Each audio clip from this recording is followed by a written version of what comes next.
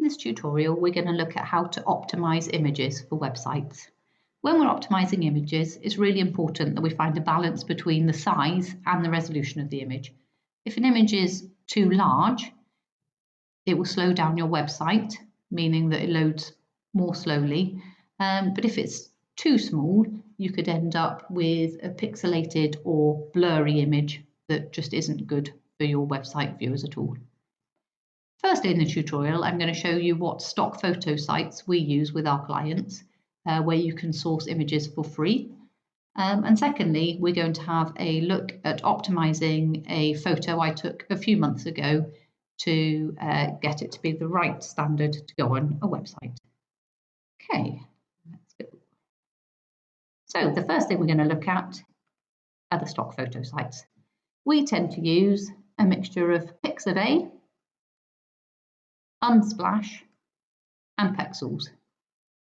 If we just use Pixabay as an example, it's got a search function here, much the same as Google. So if, for example, you're going to look for an image of a tree, we'll type in tree here, and here we go.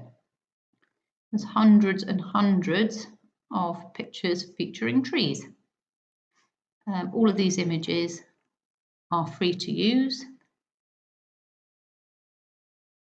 If you want to look for something more specific, like tree with blossom, you can type that in there.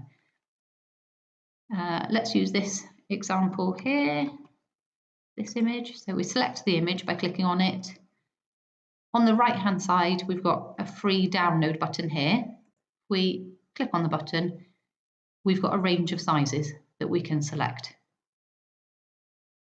Now, the first thing you need to know is that a typical website image is approximately 795 by 300 pixels. So these sizes down the bottom are just simply too big. You can see they're 2 megabytes, which is, for any normal website, much too large. We're probably looking at choosing between the top image here and the second size here. I would say if you're looking for it to be a standard photo on a site, you're probably looking at the top one. If you're selecting a photo to be a cover image or a background image that will be large and take up the full width of the site, you might be looking at the bottom one.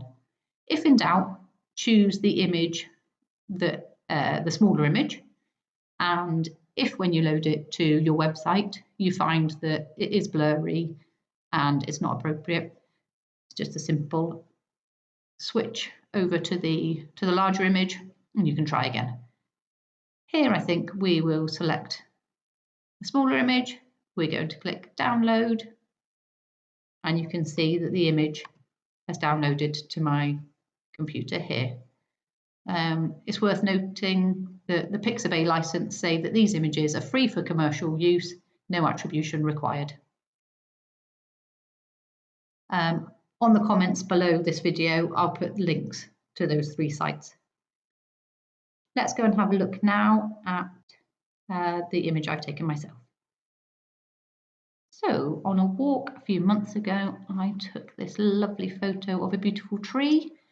Let's have a look at making that the right size to put on a website.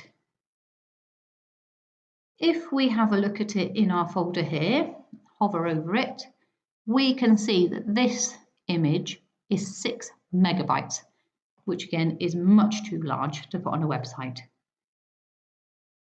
What we can do to reduce this firstly is let's take a peek at how big the actual image itself is. So here I've opened Paint.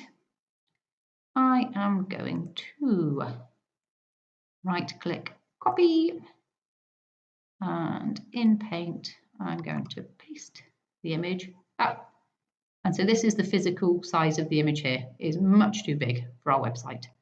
What we want to do is go on to resize at the top, select pixels, and we are going to change this to perhaps 500. Let's see what happens. So this is a much better size for a normal website image. I'm quite a fan of having square images on sites, but that really is up to you. If I decide I want to go for a square image, I'm going to have a look at the number of pixels down here, I'm simply going to, where's the bottom of the image, to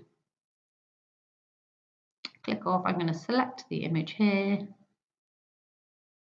drag this line up until it's square, and then I'm going to click crop. Brilliant.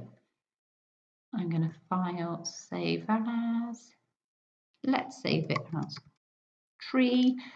It's a photo, so it's much more appropriate to save it as a JPEG. PNG files tend to be for images, more graphics images that might contain text. So we'll save this here as a JPEG. Let's go and have a look what we've got. So our original image was over 6 megabytes. Oh, and we're down to 169 kilobytes now, much, much smaller. We can use an online tool to compress it further, so let's have a look at that. Here, let's have a look for a site called TinyPNG. As I've just said, the file that we've just saved is in fact a JPEG file, not a PNG, but this site works for both. So let's grab our tree, the one we've just shrunk using paint, and we're going to drop it into the box here. You can see that it started out at 174, but it's just changed the size slightly, 174 kilobytes, and it's compressed it down to 146 kilobytes, which is a decent saving. Here, just press download, and you can see here now that the file has downloaded to the computer.